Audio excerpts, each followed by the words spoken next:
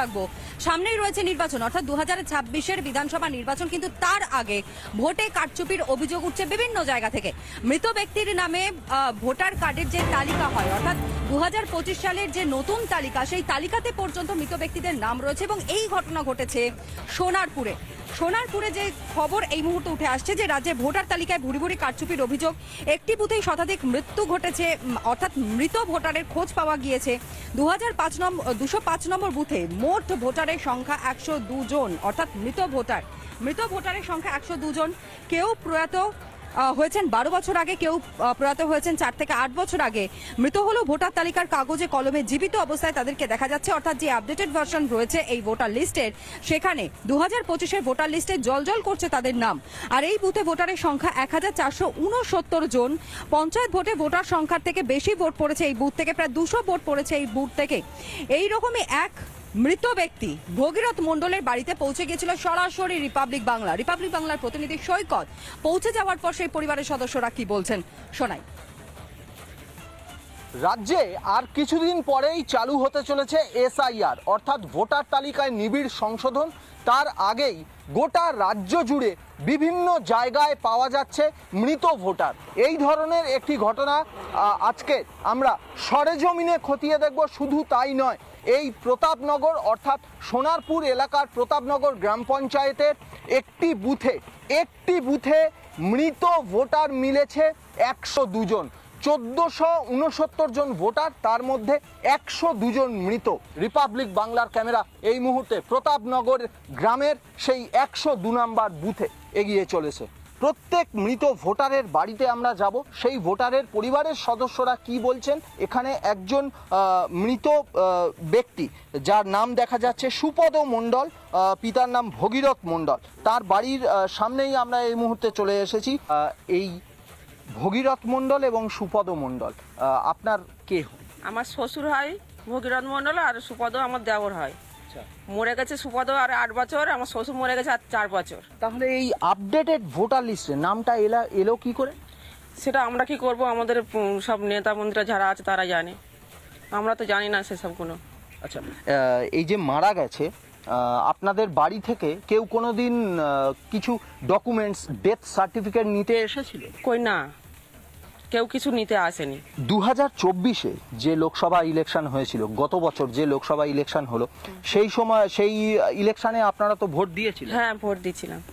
এই ভগীরথ মণ্ডল এবং সুপদ মণ্ডলের ভোট কি পড়েছিল? না, ওনারা নেই তো ভোট পড়বে কি কোথা থেকে, কে ভোট দিচ্ছে আমরা জানি না। তারা দুজনে মারা গেছেন, একই পরিবারের দুজন মৃত। সেই ডেথ সার্টিফিকেট বা ভোটার লিস্টে যে আপডেটেশন প্রক্রিয়া, সেই প্রক্রিয়া কিন্তু হয়নি।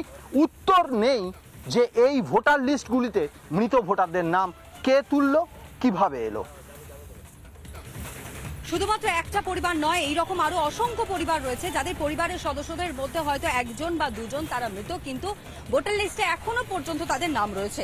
এইরকমই আরো একটা পরিবারের কথা আপনাদের সামনে তুলে ধরবো, অর্থাৎ আনন্দ প্রামাণিক। তার বাড়ির লোকেরা তারা কি বলছেন, একবার তাদের বক্তব্য আরো একবার আপনাদের সামনে তুলে ধরি। দেখুন, তাদের কথাতে স্পষ্ট হবে যে সত্যি এই সমস্ত বিষয় তারা কিচ্ছুটি জানেন না। শুরু। এই বুথের 1221 নাম্বার ভোটার লিস্ট অনুযায়ী 1221 নাম্বার নাম আনন্দ প্রামাণিক, পিতার নাম নিশিকান্ত প্রামাণিক। তার পরিবারের লোকের সঙ্গে কথা বলবো, তার বাড়িতেই এসছি। আনন্দ প্রামাণিক কে হয় আপনি? আমি। আনন্দ প্রামাণিক মৃত? হ্যাঁ, মৃত। কতদিন আগে মারা? এই তো 12 বছর হয়ে গেছে।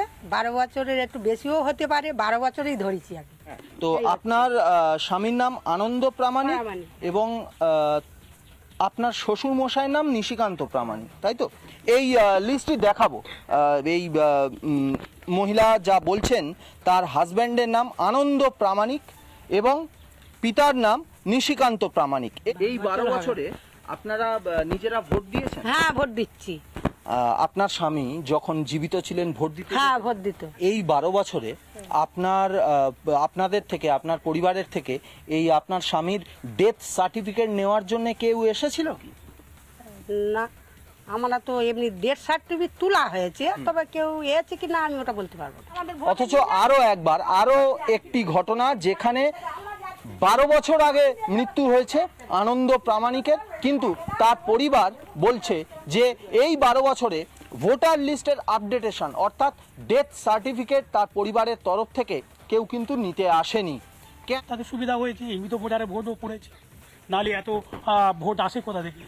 অর্থাৎ মৃত ভোটারদের ভোটগুলোও পড়েছে। স্থানীয় বাসিন্দা বা এই বুথের একেবারে নারী নক্ষত্র যারা জানেন সেই স্থানীয় ব্যক্তিরা বলছেন মৃত ভোটারদের ভোটও পড়েছে। তারা আশঙ্কা করছেন এরকম রাজ্যের বিভিন্ন প্রান্তে বিভিন্ন জায়গায় আনলিমিটেড যে মৃত ভোটার রয়েছে সেই মৃত ভোটারদের ভোট হয়তো পড়ে যাচ্ছে।